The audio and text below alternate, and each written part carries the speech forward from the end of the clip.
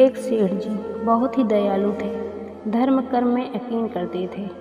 उनके पास जो भी व्यक्ति उधार मांगने आता वो उसे मना नहीं करते थे।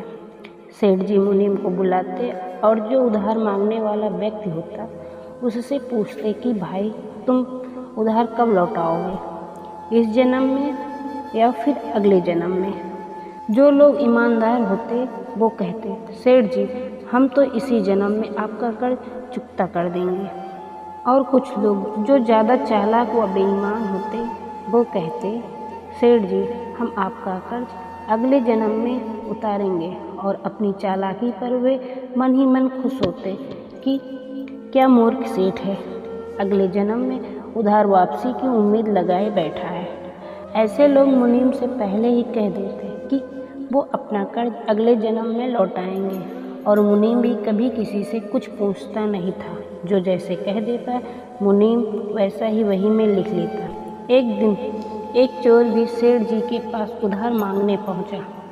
उसे भी मालूम था कि सेठ अगले जन्म तक के लिए रकम उधार दे देता है।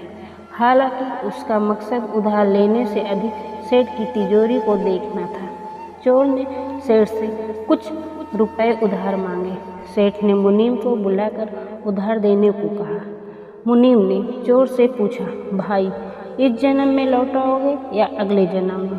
चोर ने कहा मुनीम जी मैं यह रकम अगले जन्म में लौटाऊंगा। मुनीम ने तिजोरी खोलकर पैसे उसे दे दिए। चोर ने भी तिजोरी देख ली और तय कर लिया कि इस मूर्ख सेठ की तिजोरी आज रात में उड़ा दूंगा। वो रात में ही सेठ के घर पहुंच गया और वहीं भैंसों के तबेले में छिपकर सेठ के सोने का इंतजार करने लगा। अचानक चोर ने सुना कि भैंसें आपस में बातें कर रही हैं और वह चोर भैंसों की भाषा ठीक से समझ पा रहा है। एक भैंस ने दूसरी से पूछा तुम तो आज ही आई हो ना बहन। उस भैंस ने जवाब दिया हाँ आज ही सेठ के तबेले में आई हूँ।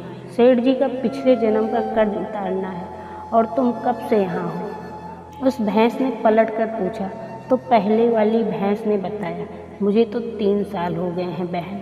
मैंने सेठ जी से कर्ज लिया था, यह कहकर अगले जन्म में लौटाऊंगी। सेठ से उधार लेने के बाद जब मेरी मृत्यु हो गई तो मैं भैंस बन गई और सेठ के तबेले में चली गई।